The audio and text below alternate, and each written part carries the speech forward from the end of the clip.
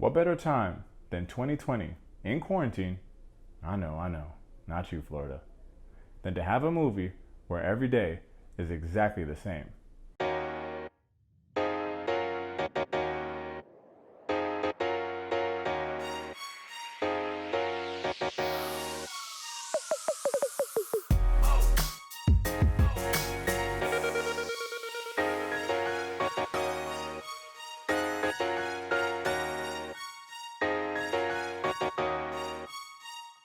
Alright, welcome to Taste Take. If you're new here, I review the newest movie and TV releases. Basically, I'll let you know if I think they're worth checking out or not.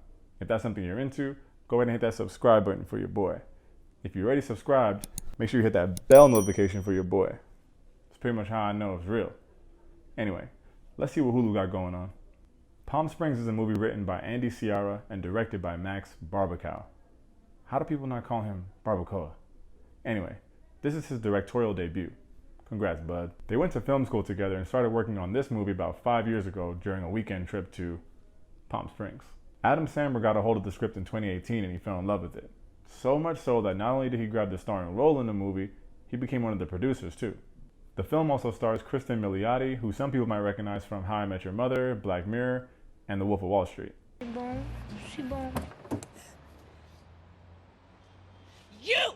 Get out of the fucking car! And J.K. Simmons, who we know from Every Damn Thing, Law and Order, Oz, Whiplash, and of course, Spider-Man. You're fired! Chief, the planetarium party. Oh, right, you're unfired. I need you. Come here. Palm Springs premiered at this year's Sundance Film Festival in January. And what's crazy about that is not only that January 2020 feels like 13 years ago, but this movie actually broke the record for highest sale of a film at Sundance. The previous record was for $17.5 million. It sold for $17.5 million and 69 cents. So yes, they sold this movie for 69 cents more. Nice. All right, plot time.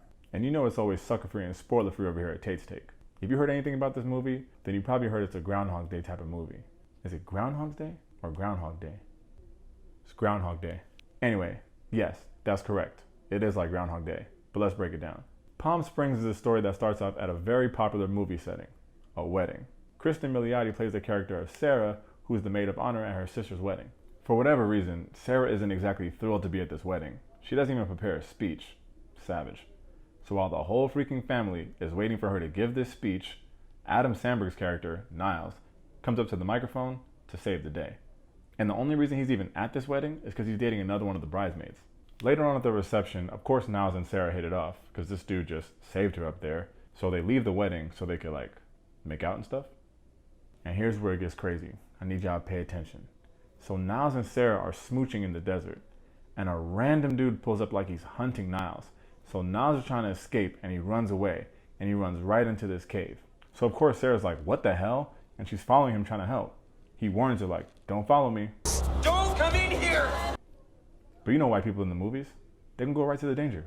So she follows him in, of course, and now we have our Groundhog Day time loop. It's one of those infinite time loop situations you might have heard about. That I might have heard about. Yeah. Niles was already stuck in this time loop, where every time he went to sleep, he woke up living the same day over and over. But now that Sarah walked in that cave, she's also stuck in it. So Avi, she's pissed. And Avi, he's like, girl, I told you not to come in the cave. And she's like, yeah, but not like, don't come in the cave because it's a fucking time warp. That's a good call out. So now the two of them are stuck in this loop where every day just repeats itself. Niles has accepted it, but Sarah's trying to figure out how to get out of it. And we got a movie. So what's my take? For me, this movie came out of nowhere. And believe it or not, it's fire. I spent a lot of time on here gassing up Netflix for being essential workers in the pandemic. But right there in the shadows is Hulu. Being all cute and quiet, putting out quality content. Dave's still the best show on TV. Don't at me though. This movie is very much so a Groundhog Day for 2020. Also, it's very cool to realize that Bill Murray and Adam Samberg are both SNL alum. But this movie has a very original twist. The first one being that it's more than one person that's living each day over and over. It's pretty much torture and the ultimate loneliness to go through by yourself. So adding someone in makes it way more interesting. It actually sort of reminded me of Passengers. Y'all seen Passengers? Basically, Chris Pratt would have died alone on a spaceship that was supposed to keep him asleep for 90 years until it got to this fancy space resort. His ship malfunctions and he wakes up like 88 years early, the only one awake, super lonely. And he has to decide whether or not to wake up Jennifer Lawrence. If he wakes her up, he's not alone. But also, Now she's stuck awake to die on the ship with just him. It's some deep moral dilemmas here. Now in Palm Springs, Niles didn't force Sarah into the cave with him, but you still get that similar moment of, what the fuck did you do to me? Speaking of Niles and Sarah, great chemistry here.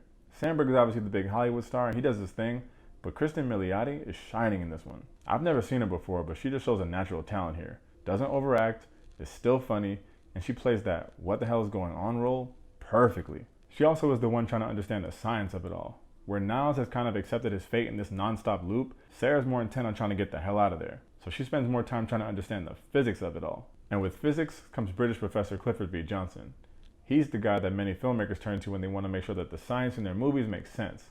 So he's done everything from Star Wars to Avengers Endgame, and they tapped him for this movie to help him out as well. That said, you know the science fiction element isn't going to be half-assed, but this is still a rom-com, and it's definitely funny. There's been no better rom-com in 2020. This is a short movie at 90 minutes and no time is wasted. Time. Just non-stop energy from start to finish. I'm going to give Palm Springs 4.5 stars. Definitely recommend y'all check it out on Hulu when you get a chance. And maybe or maybe not, ironically, it has very high replay value. You can't watch this and not think, what would you do if you could live life like there's no tomorrow? Because like, there is no tomorrow. For something that came out before quarantine, they sure picked a good time to show a movie where every day feels exactly the same. The universe has an odd way of working out. As always, thanks for checking out Tate's Take. If you're feeling the video, please do me a favor and hit that like and that subscribe button. Really helps out the channel. In the comments, let me know if you plan on checking out Palm Springs. If you have seen it, what do you think about it? I appreciate the time, y'all. Thanks. Peace. What better time than 2020 in quarantine? I know, not you, Florida. Than to have a movie where every day is exactly the same. What better time than what the hell?